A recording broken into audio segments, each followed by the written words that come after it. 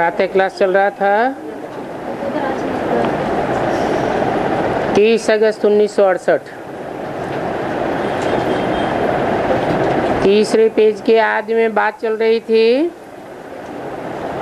देह के सर्व संबंध छोड़ करके अपन को आत्मा समझ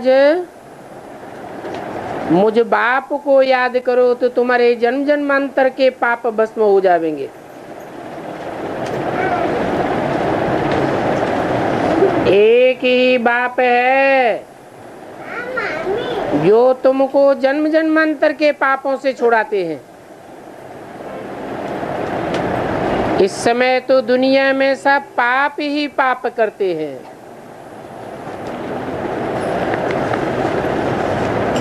जहां देखो वहां हर एक के पास कर्म भोग ही कर्म भोग है। अगले जन्म में जो पाप किए हैं सो तो भोगते ही हैं। 63 जन्मों का हिसाब किताब है ना। थोड़ा थोड़ा कला कमती होती जाती है। ये बेहद का दिन है और बेहद की रात है। बेहद की रात में बहुत ठोकरें खानी होती हैं। अभी सारी दुनिया पर, उसमें भी खास भारत पर राहु की दशा बैठी हुई है।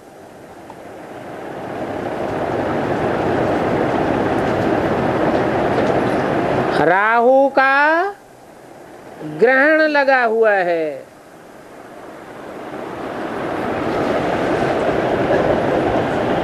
अर्थात रावण का ग्रहण लगा हुआ है।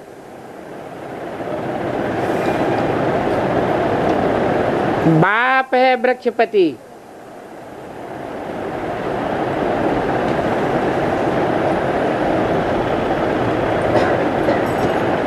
वृक्षपति बीज बाप है। उन द्वारा तुम 16 कला संपूर्ण बन जाते हो। पहले तुम ही 16 कला संपूर्ण थे।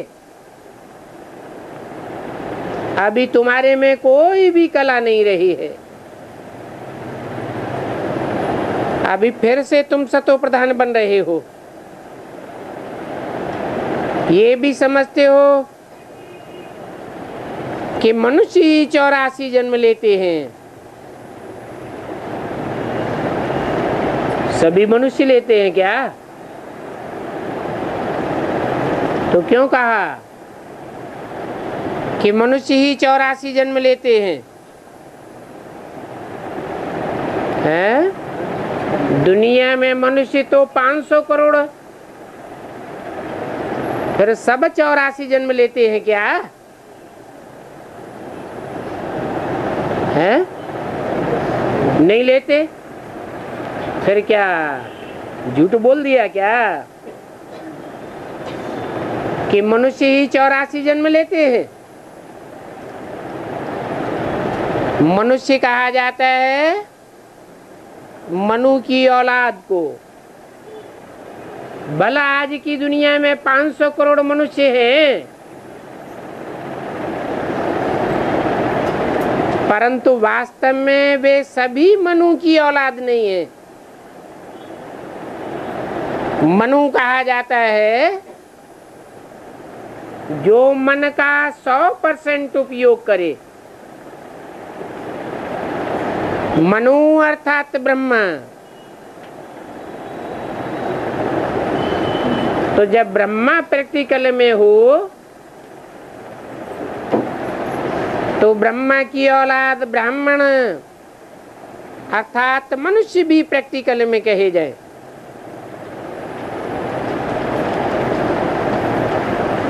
तो ब्रह्मा से सन्मुख सुनने वाले मनुष्यों की संख्या कितनी होती है?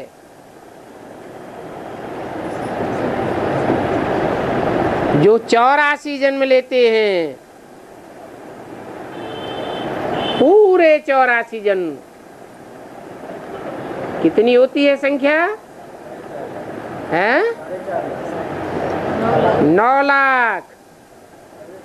सतयुग में जो जन्म लेंगे बच्चों के रूप में, वो 84 जन्म नहीं लेंगे क्या?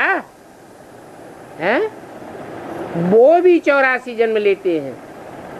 बल वो स्वयं मनन चिंतन मंथन नहीं करते हैं,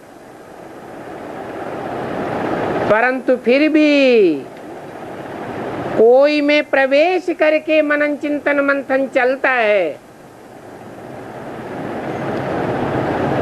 बाप ने समझाया है कि आत्मा और परमात्मा अलग रहे बहुकाल।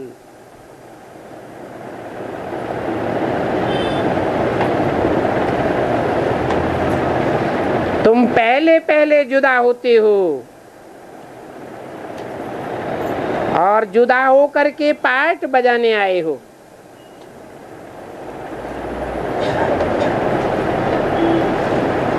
कब की बात है?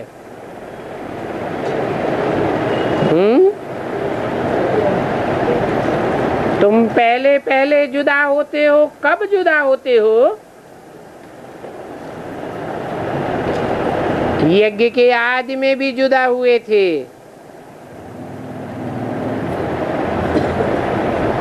जो आत्मिक स्थिति में रहने वाली आत्माएं हैं, वो आदि में भी जुदा हुई थी।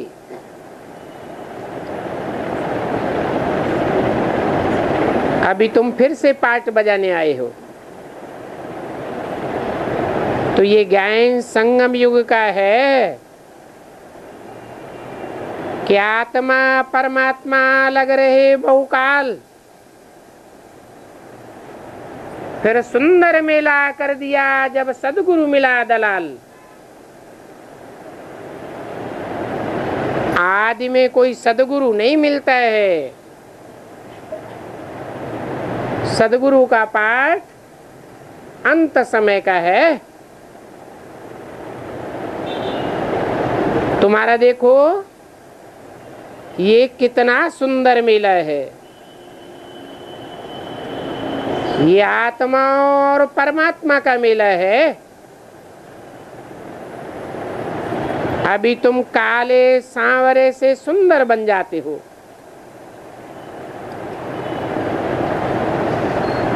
इसलिए कृष्ण को भी श्याम सुंदर कहते हैं। भी क्यों लगा दिया? तुम्हारा भी ज्ञान है तो कृष्ण का भी ज्ञान है। सचमुच भक्ति मार्ग में कृष्ण को काला बनाए देते हैं।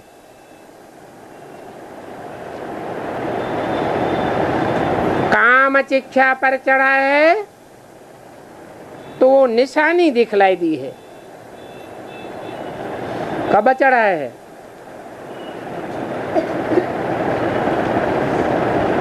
कब का गायन है जो काला दिखाई दिया है? हैं? कलयुग अंत में जो भी भक्ति मार्ग में याद गा रहे हैं, वो कहाँ की याद गा रहे हैं?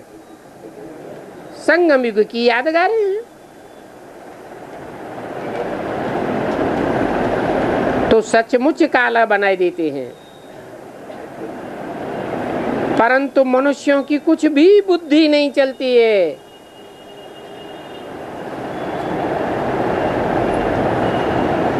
कृष्ण को सांवरा और राधा को गोरा दिखाई देते हैं।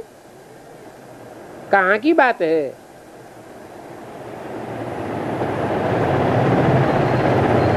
अरे सांवरे होंगे तो दोनों ही सांवरे होने चाहिए, या एक काला और एक गोरा होना चाहिए? है? ये संगम युग की बातें हैं। एक है विजयमाला का मणका और दूसरा है रुद्रमाला का मणका। रुद्रमाला के मणके बाप के बच्चे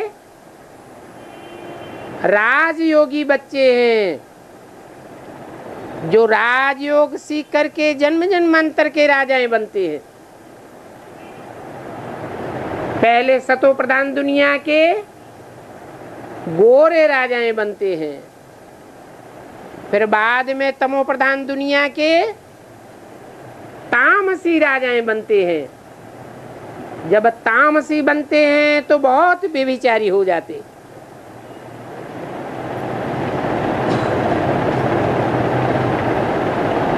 तो अभी तुम गोरा बनने का पुरुषार्थ करते हो।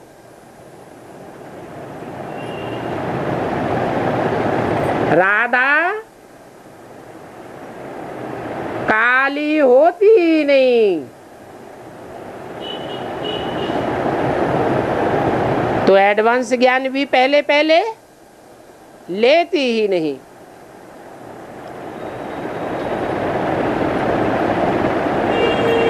लास्ट में आवेगी और फास्ट चली जाएगी। तुमको गोरा बनने का कितना पुरुषार्थ कराते हैं।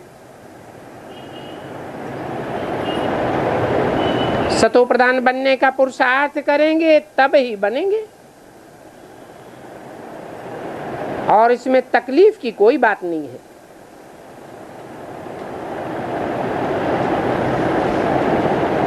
ये भी गीता ज्ञान है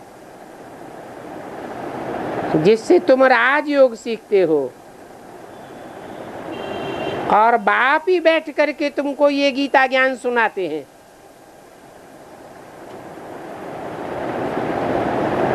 संगम पर ये ज्ञान सुनते हो, फिर ये ज्ञान प्रायः लोप हो जाता है।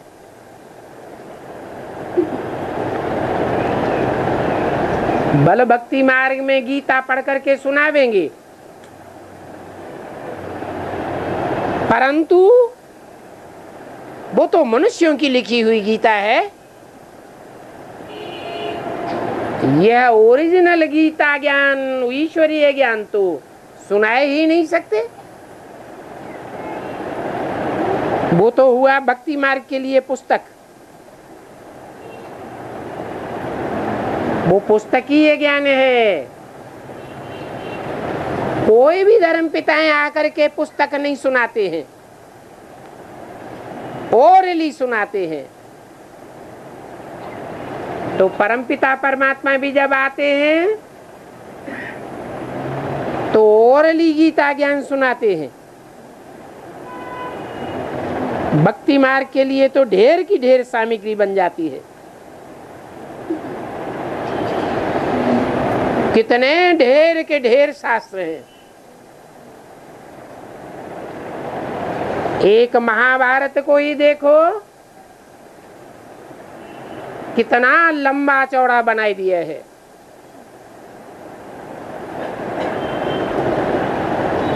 ऐसे करते करते भक्ति करते करते कितना नीचे गिर गए।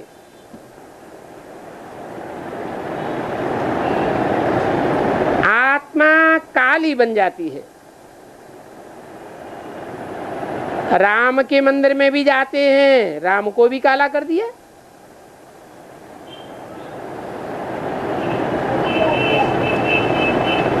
कृष्ण बच्चे को भी काला कर दिया। अब बच्चा तो सतो प्रधान होता है, बच्चे को महात्मा कहा जाता है। राम को भी काला, कृष्ण को भी काला, शिव को भी काला दिखाई देते हैं।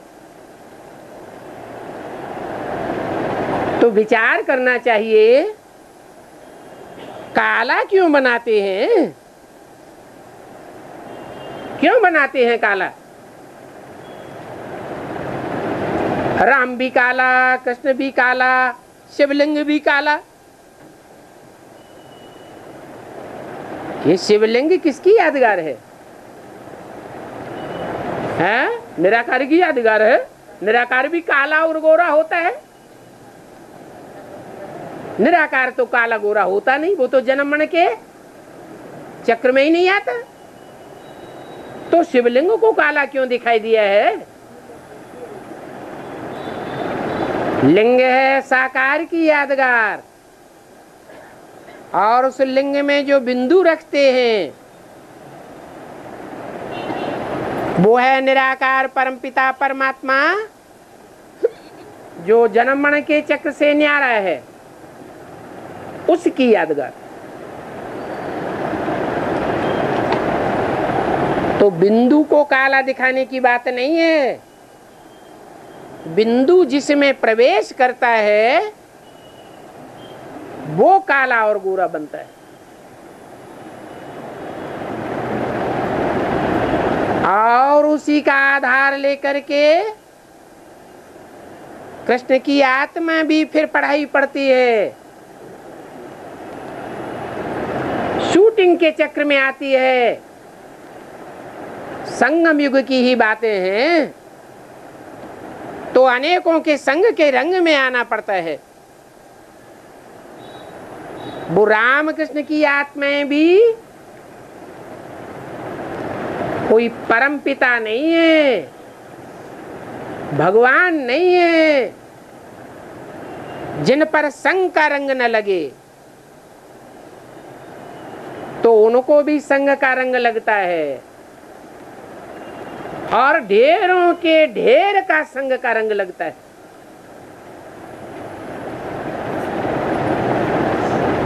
तो संगम युग में भल परमपिता परमात्मा इस सृष्टि पर आ जाते हैं, राम कृष्ण की आत्माओं को ही निमित्त बनाते हैं।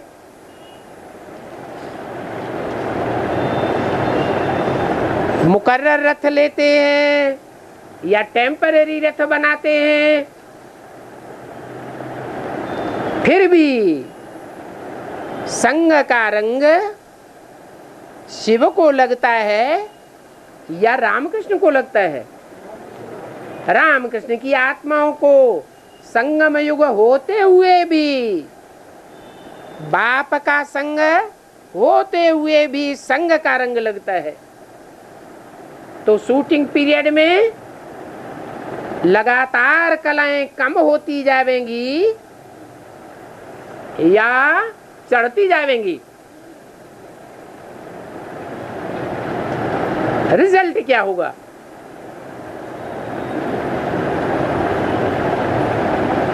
अरे 1, 2, 4, 8 का संग हो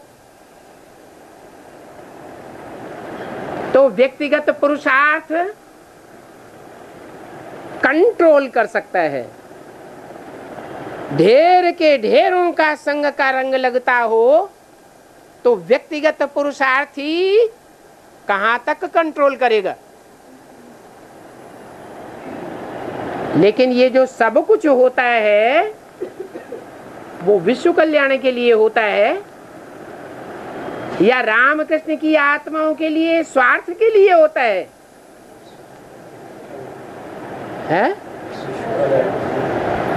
विश्व कल्याण के लिए होता है। इसलिए बल शूटिंग पीरियड में वो आत्माएं कितना भी तमो प्रधान बनती जावे, आखिरी परमपिता परमात्मा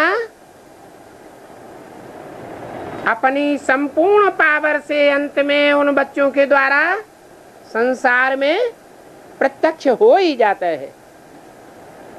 बच्चे प्रयत्न करते हैं बाप को प्रत्यक्ष करने का। उन बच्चों में चाहे रामकृष्ण की आत्माएं हो, चाहे अष्टदेव हो, चाहे 108 हो, 16,108 हो, सब प्रयास करते हैं कि आए हुए निराकार बाप को हम संसार के सामने प्रत्यक्ष करें। परंतु बच्चों में इतनी पावर है कि सर्वथा गुप्त बाप को प्रत्यक्ष करें संसार के सामने।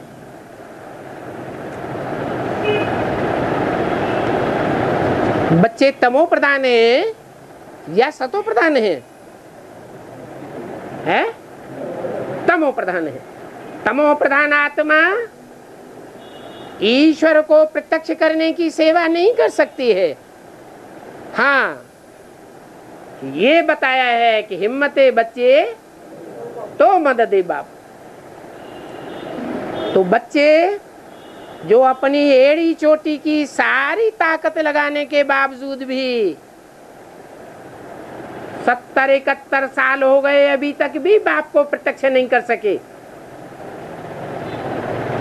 और आगे भी समय पड़ा हुआ है पुरुषार्थ का। प्रत्यक्ष नहीं कर सकेंगे, परंतु जो बच्चे हिम्मत करेंगे,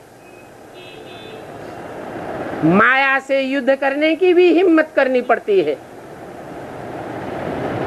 उन बच्चों को बाप मदद देता है। बाप उन बच्चों को प्रत्यक्ष करता है और बच्चों को निमित्त बनाता है बाप की प्रत्यक्षता को साबित करने के लिए। तो कहा जाता है सन सोज फादर और फादर सोज सन्स। बाप नंबरवार बच्चों को संसार के सामने प्रत्यक्ष कर देता है और बच्चे बाप को प्रत्यक्ष करने के निमित्त बन जाते हैं। बाकी तो तमो प्रधान बच्चों में बाप को प्रत्यक्ष करने की ताकत नहीं है।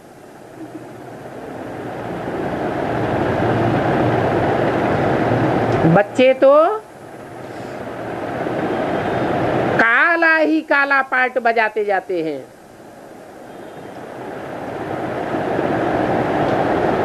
आखिरीन जो माया का पेपर होता है फाइनल, उस फाइनल पेपर में मुट्ठी भर बच्चे निकलते हैं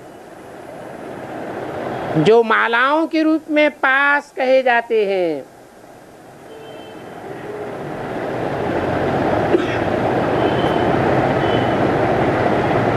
तो साफ काले बनते जाते हैं। काली कलकत्ते वाली भी कही जाती है। ऐसे नहीं कि पुरुष ही काले बनते हैं।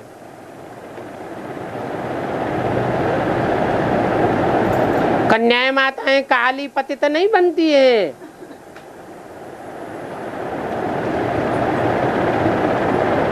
कन्याएं माताएं भी काली और पतित बनती हैं। इसलिए महाकाली की ढेर भुजाएं दिखाई जाती हैं। फिर महागौरी भी है, लेकिन गौरी की तुलना, राधा की तुलना और कोई से भी नहीं की जा सकती। राधा महारानी कही जाती है, बाकी सब देवियां पट्ट रानी कही जाती हैं।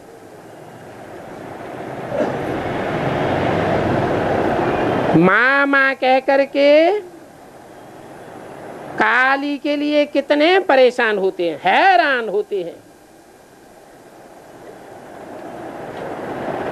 तो देखो,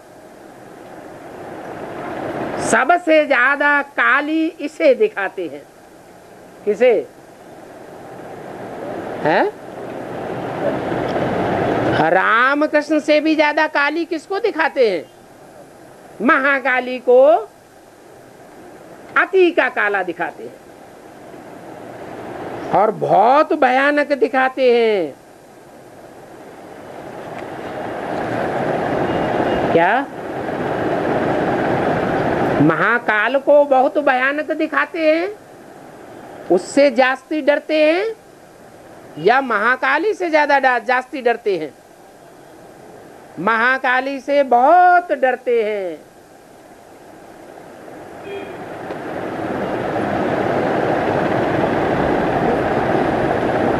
जिस संगठन को संभालती है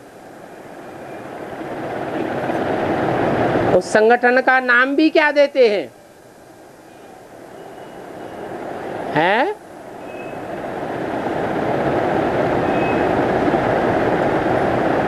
भयभीत होते हैं तब नाम देते हैं AIBB,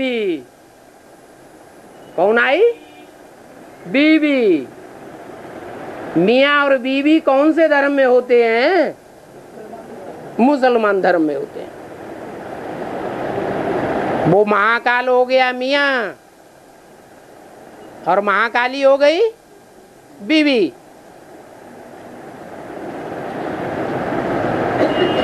वर्षों वर्ष पुरुषार्थ करते करते बीत जाते हैं, सुधार नहीं होता है। और काली जब महाकाली का रूप धारण करती है तो फौरन पुरुषार्थ में खड़े हो जाते हैं।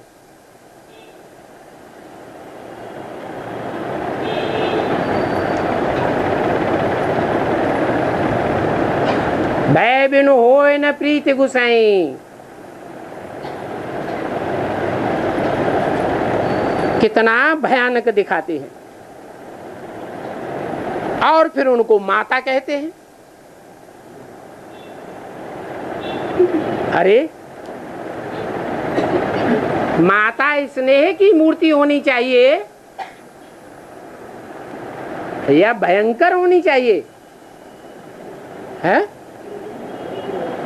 स्नेह की मूर्ति होनी चाहिए। परंतु ब्रह्मा की तो पूजा ही नहीं करते। ब्रह्मा स्नेह की मूर्ति था या भयानक मूर्ति था? है स्नेह की मूर्ति था, सहनशीलता की मूर्ति था। परंतु ब्रह्मा की पूजा नहीं करते, ब्रह्मा के चित्र नहीं बनाते, ब्रह्मा की मूर्तियां नहीं बनाते, ब्रह्मा के मंदिर नहीं बनाते, ब्रह्मा को याद भी नहीं करते। तो स्नेह और सहनशीलता ये खराब गुण है क्या? है? अरे ब्रह्मा ने अपने जीवन में क्या दिखाया? यही गुण तो दिखाए जो माता के विशेष गुण हैं। परंतु भूल कहाँ हो गई है? भूल कहाँ हो गई? भूल यही हो गई कि दुनिया में बिगड़ैल ज्यादा हैं और सुधरे हुए बहुत थोड़े हैं। जो सुधर सकते हैं वो भी बहुत थोड़े हैं। तो टेढ़ी उंगली से घी निकालना पड़ता है। अकेले प्यार से काम नहीं चलता। अकेले प्यार से दुनिया नहीं सुधरती।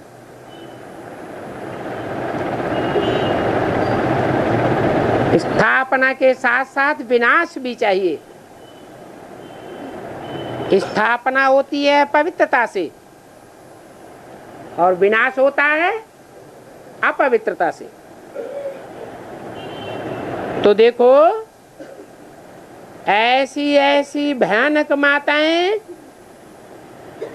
तुम ही हो। किससे कहा? तुम, वो नहीं। तुम किससे कहते हैं? रुद्रमाला के मणकों से कहते हैं या चंद्रवंशियों से कहते हैं? जो रुद्रमाला के सूर्यवंशी बच्चे हैं उनसे कहते हैं कि ऐसी भयानक माताएं तुम ही हो जो नंबरवार रुद्रमाला के मणके बनती हो। नहीं तो बताओ और कौन है? तुम्हारी ये ज्ञान बाण, ये ज्ञान की कटारी है। उन्होंने फिर वो हथियार दे दिए हैं। अब यहाँ स्थूल हथियारों की तो बात ही नहीं,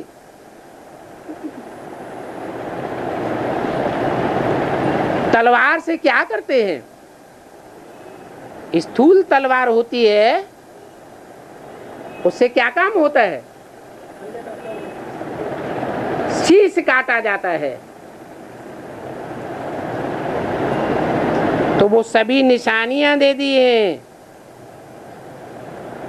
शीश कट जाता है तो आत्मा अलग और देह अलग हो जाती है। ये बेहद की बातें हैं, ये ज्ञान तलवार की बात है।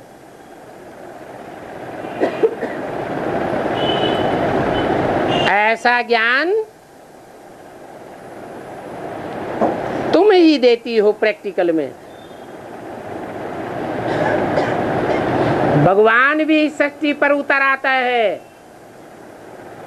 प्यार का सागर बन करके आता है, फिर भी दुनिया नहीं सुधरती। इसलिए तुम असुर संहारिणी गाई हुई हो। असल में पहले काली पर मनुष्यों का बलि चढ़ता था,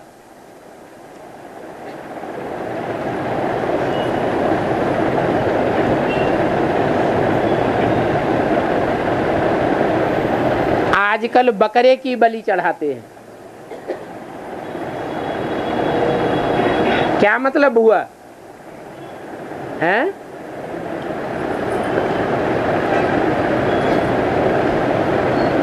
जो पुरुषार्थी बच्चे पुरुषार्थ भी करते जाते हैं, पुरुषार्थ करते करते नीचे भी उतरते जाते हैं, परंतु जब दूसरों को ज्ञान सुनाते हैं तो अहंकार में सुनाते हैं, अहंकार आ जाता है। हम बड़े ज्ञानी हैं, हम बड़े पुरुषार्थी हैं, हम ऊंचे ब्राह्मण हैं, हमने पवित्रता का पालन किया। वास्तव में ऐसी बात नहीं है कि तमो प्रधान आत्मा पुरुषार्थ करती है, नहीं। बच्चों में जो श्रद्धा भावना होती है और श्रद्धा भावना के आधार पर जो हिम्मत करते हैं, उन हिम्मत करने वाले तमो प्रधान बच्चों को भी परमपिता परमात्मा से, बाप दादा से सहयोग मिलता है। खुद बाप दादा उन बच्चों में प्रवेश करके पुरुषार्थ कराते हैं। जैसे छोटे बच्चे होते हैं, उनको बाप उंगली पकड़ के चलाते हैं, ऐसे ही सारा पुरुषार्थ परमपिता परमात्मा बच्चों के द्वारा कराते हैं। तो ये मैं की बलि चढ़ाने वाली बात काली के ऊपर दिखाई जाती है। बकरे की बलि चढ़ाते हैं, बकरा मैं करता है ना, मैंने इतना किया, मैंने इतना किया, किया कुछ नहीं, अपने को भी चेंज नहीं कर पाया, दुनिया को क्या चेंज करेंगे।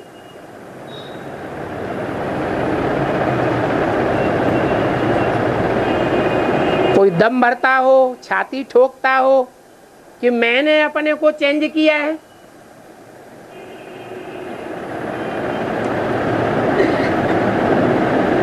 तो हाथ उठा के बोलेगा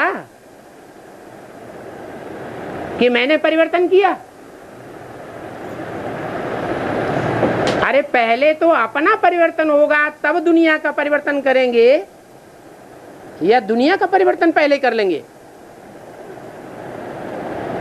अपना परिवर्तन पहले, फिर दुनिया का परिवर्तन होगा। पहले खुद मरे, जो गैन है आप मुए तो मर गई दुनिया। देह अभिमान से मरना होता है। तो महाकाली ऐसे मैं करने वाले देह अभिमानी मनुष्यों की बलि ले लेती है।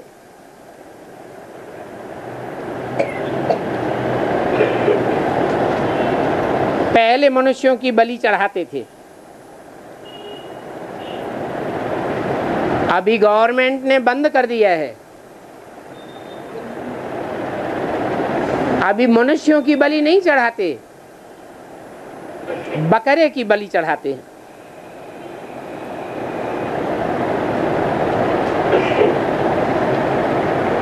तो पहले जब मनुष्यों की बलि चढ़ाई जाती थी, उन्हों को कहते थे आदमखोर, आदमी का मांस खाने वाले। ये देह अभिमान क्या है? मांस ही तो है। तो काली के मंदिर में काहे का भोग लगाया जाता है? मांस मदिरा का भोग लगाया जाता है। वो है स्थूल मदिरा। ये है आंखों की काम कटारी। वो है स्थूल मांस। ये है देह अभिमान का मांस। आगे सिंध में देवी का मंदिर नहीं था।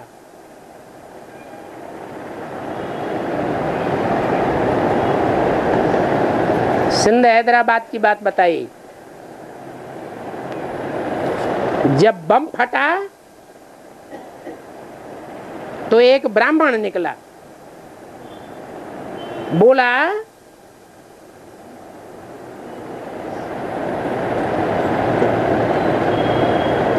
कि बोलो काली की जय। काली माँ ने कहा है कि हमारा मंदिर नहीं है सिंध में, हमारा मंदिर जल्दी बनाओ, नहीं तो और भी बम फट पड़ेंगे। बस सिंध में ढेर के ढेर पैसे इकट्ठे हो गए और मंदिर बन गए।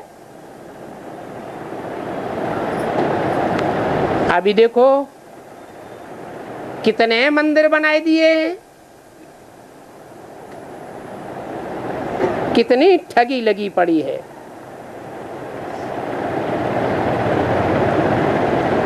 सिंध का मिसाल क्यों दिया है?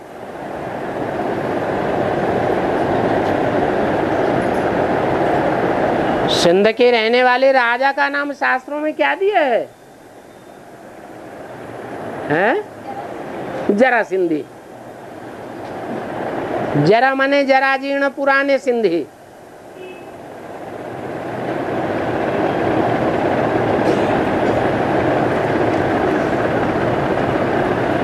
ये जो जरा जीर्ण पुराने सिंधी हैं,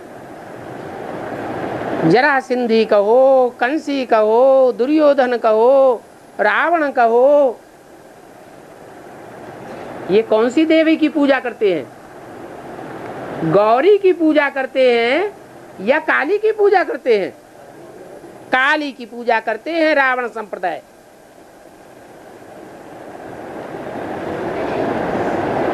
तो देखो कितने मंदिर बनाए दिए हैं। ये मंदिर काली के मंदिर बनाने की प्रथा, सिंगल देवी के मंदिर बनाने की प्रथा कौन से युग से शुरू होती है? द्वापर से? हैं? द्वापर से नहीं होती, कलयुग से शुरू होती है। रावण का पुतला कब से बनता है? द्वापर से नहीं बनता है। द्वापर में रावण की शुरुआत है या द्वापर युग में रावण का मध्य और अंत है? शुरुआत है। शुरुआत में हर चीज सतो प्रधान होती है। रावण भी, माया भी सतो प्रधान थी और प्रकृति भी, पांच तत्व भी इतने तमो प्रधान नहीं थे, सात्विक है।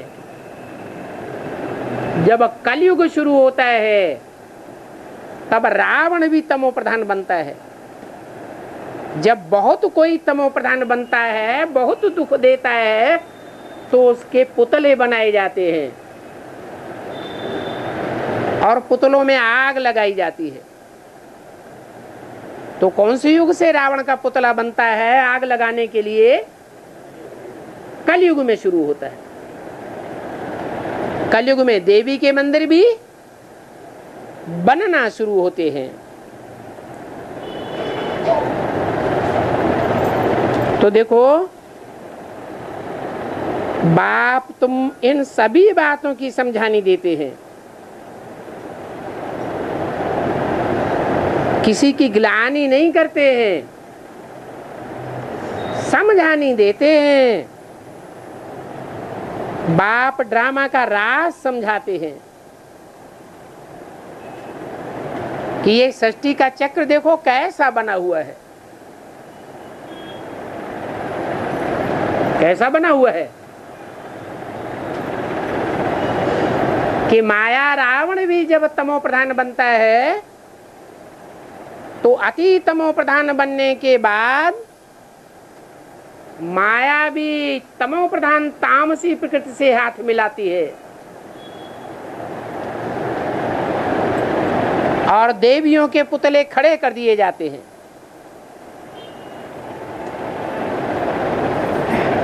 ये सृष्टि का राज है। तुमने जो कुछ भी देखा है बेसिक में, वो अभी फिर होगा।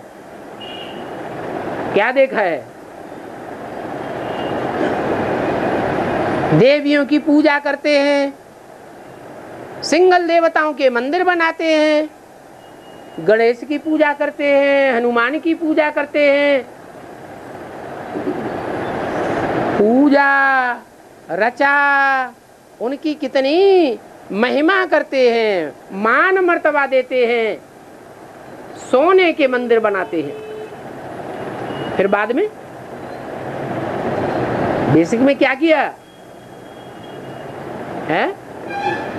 जिन्होंने बड़े बड़े महल माड़ियां अटारियां बना बना करके दिए, जब एडवांस में आ गए तो क्या किया उन देवियों के लिए है? उनका मान मर्तबा रखा या डुबो दिया? संसार के सामने डुबो दिया। तो जो कुछ भी हुआ है और जो कुछ भी तुमने देखा है वो फिर भी एडवांस में होगा। फिर भी तुम सिंगल देवियों की पूजा करेंगे, जय माता दी पिताजी को भूल जाएंगे। ये ड्रामा का राज बाप समझाते हैं।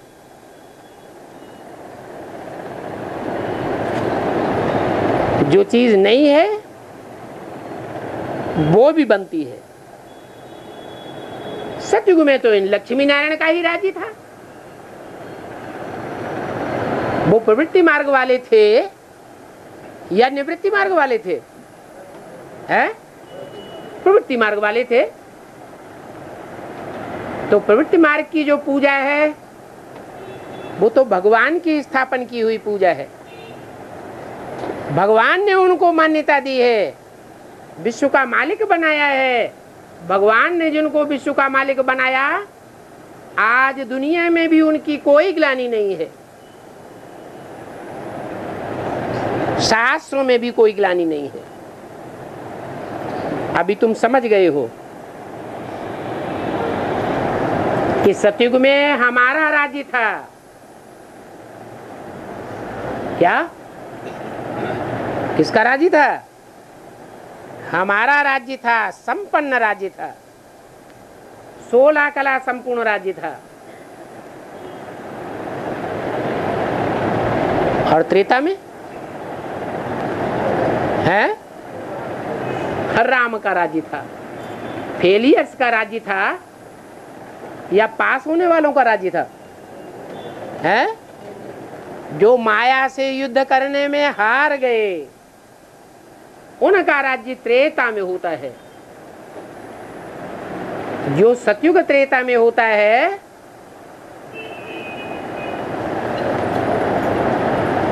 वो ही फिर उतरती कला रावण राज्य में भी देखने में आती है। बल माया का राज्य होता है, परंतु द्वापर में सात्विक स्टेज होती है। और वही रावण फिर कलयुग में तामसी बन जाता है। जब तामसी बनता है तो रावण भी देवियों की पूजा करता है। एक तरफ शिव की भी पूजा करेगा, दूसरी तरफ देवियों की भी पूजा करेगा।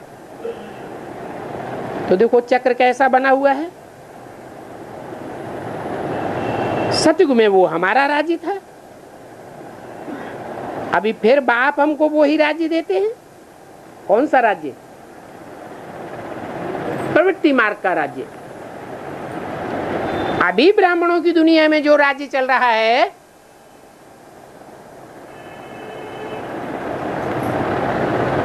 कौन से ब्राह्मणों की दुनिया में? बेसिक की दुनिया में या एडवांस की दुनिया में है? अभी जो राज्य चल रहा है वो प्रवृत्ति मार्ग का राज्य है या निवृत्ति मार्ग का राज्य है? प्रवृत्ति मार्ग का राज्य है। कहाँ? बेसिक में या एडवांस में है? कहाँ शूटिंग हो रही है प्रवृत्ति मार्ग की? है एडवांस में। कैसे है? हाँ, कोई कोई की बुद्धि में है कि अभी सिंगल राज्य शुरू हो गया। देह अभिमानी गणेश का राज्य है, पूंछड़ी वाले हनुमान का राज्य है। ये सिंगल देवताओं का राज्य है, क्योंकि जगदम्बा माँ तो घूंघट में है, देखने में नहीं आती, रफू चक्कर हो गई। तो जब देखने में नहीं आती तो प्रवृत्ति मार्ग का राज्य हुआ या निवृत्ति मार्ग का हुआ?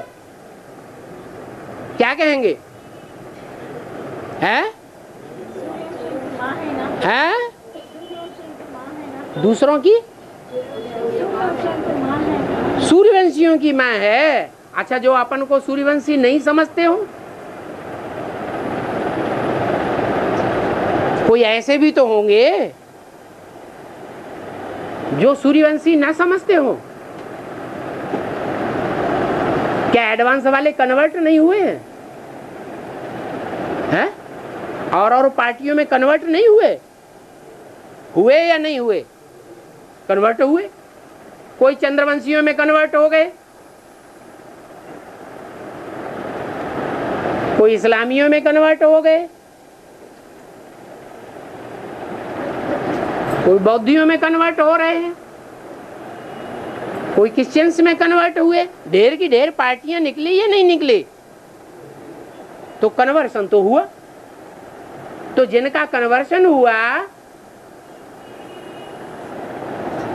वो अर्धनारीश्वर का स्वरूप उनकी बुद्धि में बैठा होगा क्या? नहीं बैठा होगा। तो उनके लिए रावण राज्य है या राम राज्य है? उनके लिए तो रावण राज्य हो गया। रावण राज्य में फिर हनुमान की पूजा करो, पूंछड़ी वाला दिखाई पड़ेगा। है? पूंछ तो कमर में होती है ना, तो उनको पूंछड़ी वाला दिखाई पड़ेगा। देह अभिमान सूर्ण में होता है। हाथी में क्या होता है? है? एक हाथी ऐसा जानवर है जिसका देह अभिमान वो कितना भी छुपाना चाहे छुप नहीं सकता। कुछ नहीं करेगा तो खड़े खड़े हिलता रहेगा। तो देखने में आएगा या नहीं आएगा? देखने में तो आ जाएगा। तो सिंगल देवताओं की पूजा भी होने लगती है। हो रही है और सिंगल देवियों की भी पूजा होती है।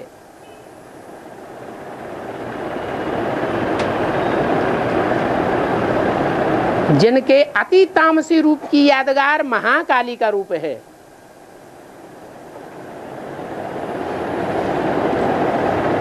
तो ये हमारा राज्य नहीं है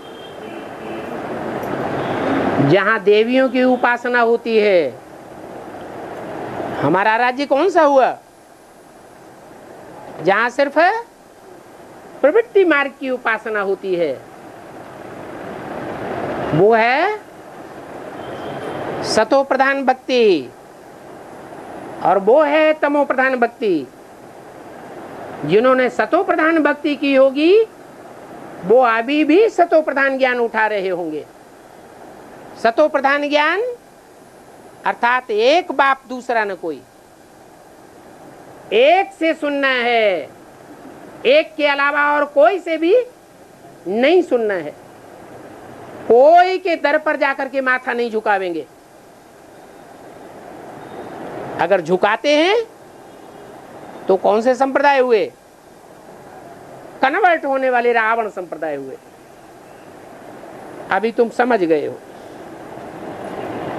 कि हम ही नर से नारायण बने हैं। इसके लिए फिर पुरुषार्थ करना पड़े। क्या? पुरुषार्थ नाम दिया। किसके अर्थ? पुरुष के अर्थ। पुरी में जो सेते, पुरी में जो शयन करता है, आनंद मनाता है, शांत रहता है, सुखी रहता है, ऐसा पुरुषार्थ हमको करना है। संगम युग है मौजों का युग कि रोने का युग है? अगर संगम युग में मौजों का युग मनाते हैं तो खुद भी खुश रहेंगे और दूसरों को भी खुशी की बातें सुनाते रहेंगे। अगर मौजों का युग नहीं है तो खुद भी दुखी होंगे और दूसरों को भी दुखी करते रहेंगे। तमो प्रधान आत्मा खुद भी दुखी होती है और दूसरों को भी झूठी झूठी बातें सुना करके दुखी करती है, उखाड़ती है। तो कोई है थमाने वाले और कोई है भगाने वाले।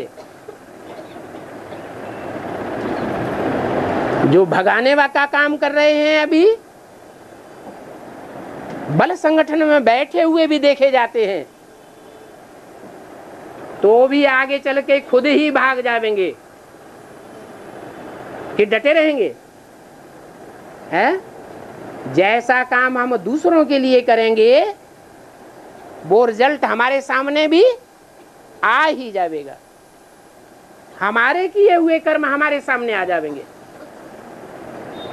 तो बाप कहते हैं अभी तुम ड्रामा के राज को समझ गए हो।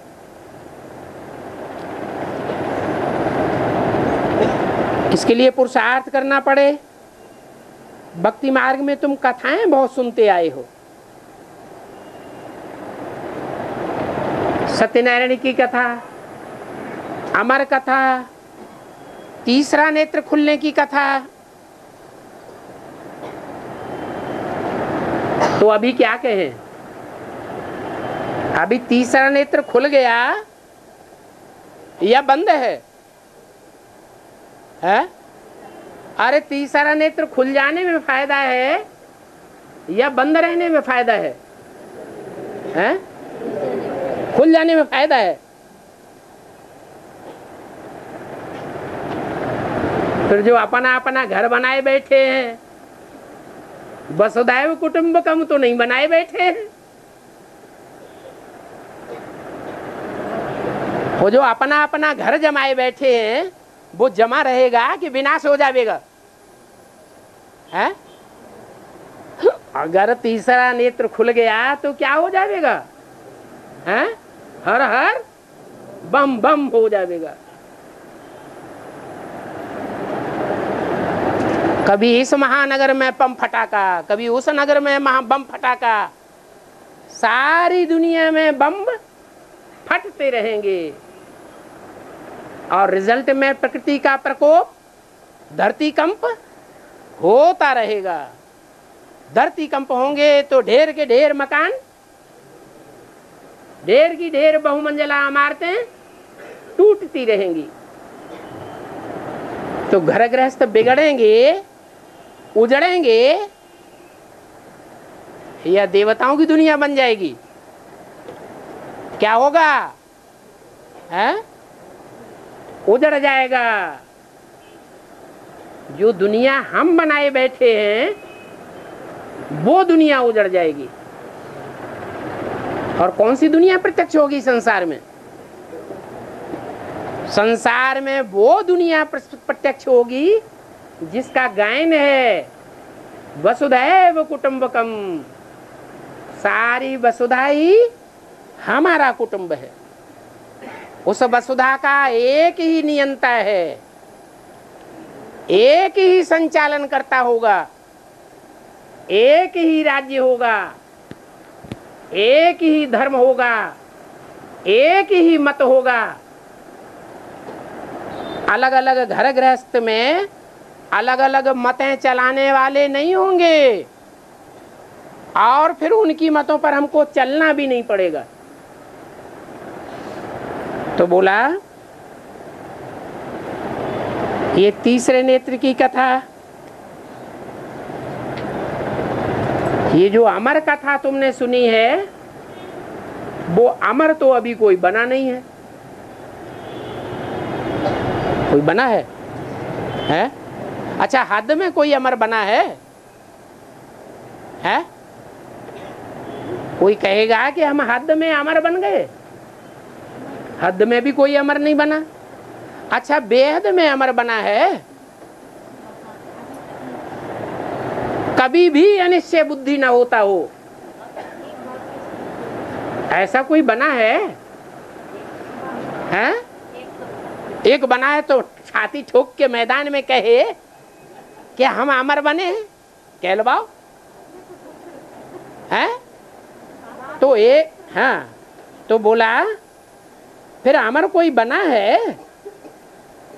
ज्ञान का तीसरा नेत्र कोई को मिला है? पूछा मुरली में, मिला है? अमर कोई बना है? अरे कोई जवाब नहीं देता। इसका मतलब कोई भी बना नहीं है। ये बात बाप बैठ समझाते हैं। हाँ, तुम्हारे बहुत दोगबाजी है। हाँ? तुम्हारा स्थूल जो है वो बहुत दोगबाजी है। दोगबाजी? दोगबाजी है, दुनिया आइस है। हाँ, ये आंखें जो हैं बहुत धोखेबाज हैं। इसलिए मैं तुमको तीसरा नेत्र धारण कराता हूँ। हाँ, तो धारण हो गया, धोखा देना बंद हो गया कि कभी कभी दो आंखें भी खुल जाती हैं और तीसरा नेत्र बंद हो जाता है।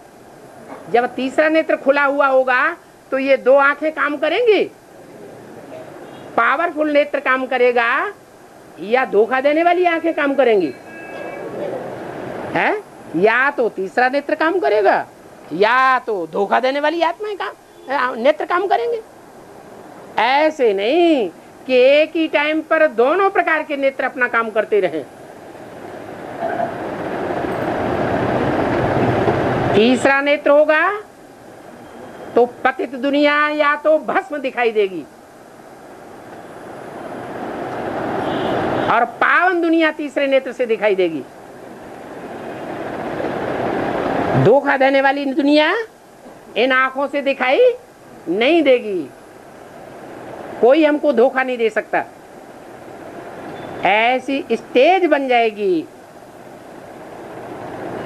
तो देखो, बाप कहते हैं अभी इन आंखों से मत देखो, पट्टी बांध लो,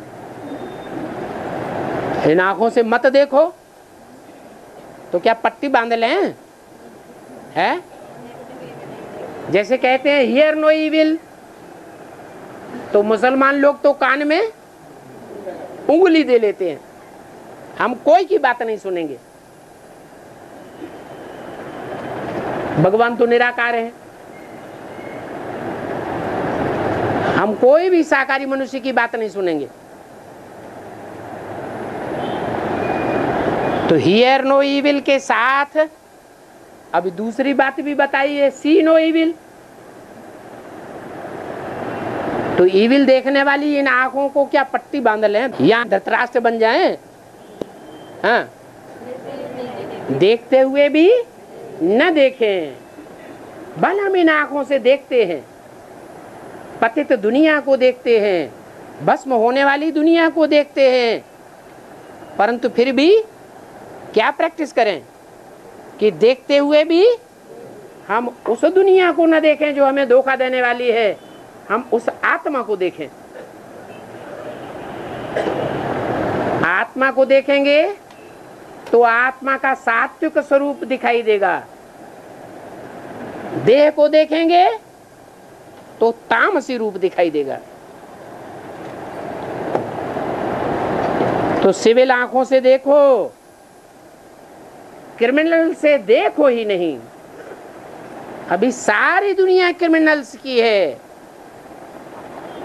पतित दुनिया में सब पतित होते हैं और पावन दुनिया में सब पावन होते हैं।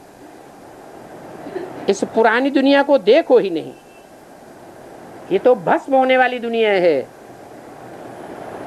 ये तो खलास हो जाएगी। बाप कहते हैं मीठे बच्चों, तुमको हम राज्य दे करके जाता हूं 21 जन्मों के लिए। वहां और कोई भी राजा नहीं होता है,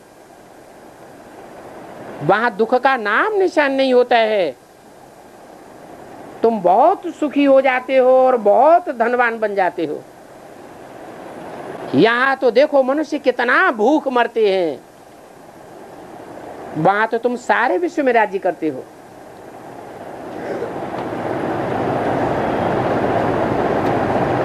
और तुमको तो कितनी थोड़ी जमीन चाहिए, छोटा बगीचा, फिर वृद्धि होते होते कलयुगांत तक देखो कितना बड़ा झाड़ हो जाता है और विकारों की प्रवेशता हो जाती है। विकारों की प्रवेशता के कारण वो फूलों का बगीचा कांटों का जंगल बन जाता है। तो बाप भी कहते हैं काम महाशत्रु है। क्या करना है? काम महाशत्रु है। तो इसके उल्टा कौन सा स्लोगन है?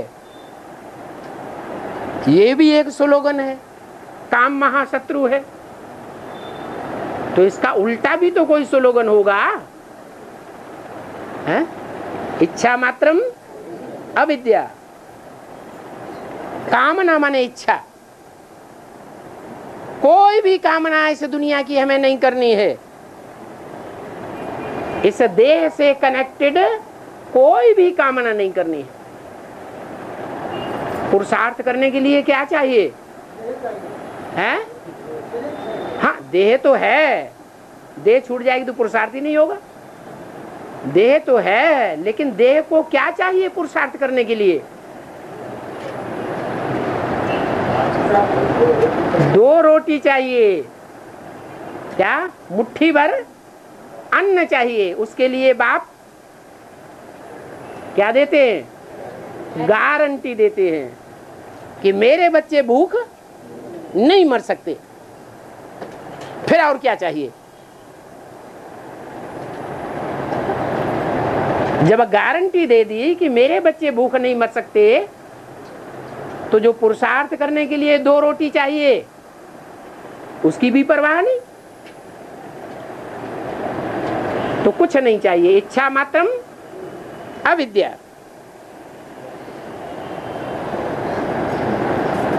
इस इच्छा करने से, इस कामना करने से तुम महान दुखी बन जाते हो, आदि मध्य अंत दुख पाते हो। ज्ञान को और भक्ति को अभी तुमने समझा है।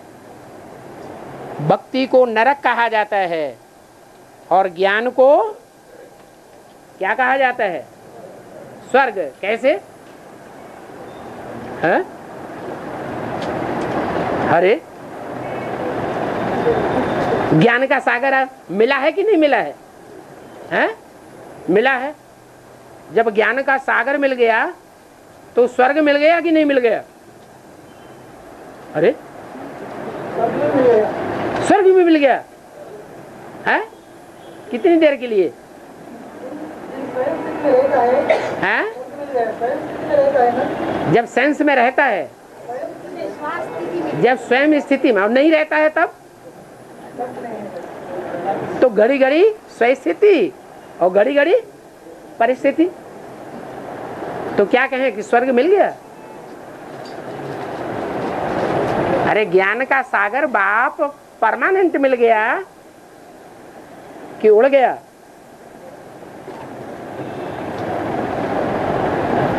अरे मिल गया कि नहीं मिल गया? मिल गया। तो फिर स्वर्ग में होने चाहिए। बाप मिला तो स्वर्ग में होने चाहिए या नरक में होने चाहिए? करोड़पति का बच्चा हो, अरबपति का, अरबपति के घर में जन्म ले तो सुखी होना चाहिए या दुखी होना चाहिए? सुखी होना चाहिए। उसको तो कोई दुख नहीं होना चाहिए धन का। फिर अगर दुखी है तो क्या साबित होता है कि करोड़पति का बच्चा नहीं है, या तो कनेक्शन नहीं है। तो अभी भी ऐसे ही स्थिति है। अगर हम ज्ञान सागर बाप के बच्चे बने हैं तो ज्ञान के फोर्स से हमको सुखी ही सुख होना चाहिए। कैसी भी परिस्थिति आ जाए हमारी आत्मा दुख फील नहीं करनी चाहिए। ये बातें अच्छी रीति समझनी है। अभी विनाश सामने खड़ा हुआ है, इसलिए जल्दी जल्दी पुरुषार्थ करना है। बाप की याद से ही पाप कटेंगे। कल पहले जिन्होंने पुरुषार्थ किया है वही करके दिखावेंगे। ठंडे मत बन जाओ, सिवाय बाप के और कोई को भी याद नहीं करो, क्योंकि जानते हो सभी अंततः दुख देने वाले हैं। अभी भल मालूम पड़ता है इनसे हमको सुख मिलता है, लेकिन आखिरी रिजल्ट जो निकलेगा उसे क्या साबित होगा कि जिनको इस दुनिया में हम सुख देने वाला समझते हैं वही दुख देने वाले साबित हो जाएंगे। जो सदा सुख देते हैं उनको याद करना है। इसमें गफलत नहीं करनी है।